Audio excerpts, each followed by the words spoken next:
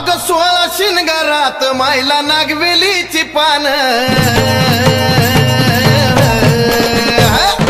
16 शिनगारात मायला नागवेलीची पान काय नटली माझी माऊली ग ग ग ग ग ग काय बाई नटली माझी माऊली आणि काय बाई नटली माझी माऊली ग ग ग ग ग ग याडा माहिती डोंगरवाली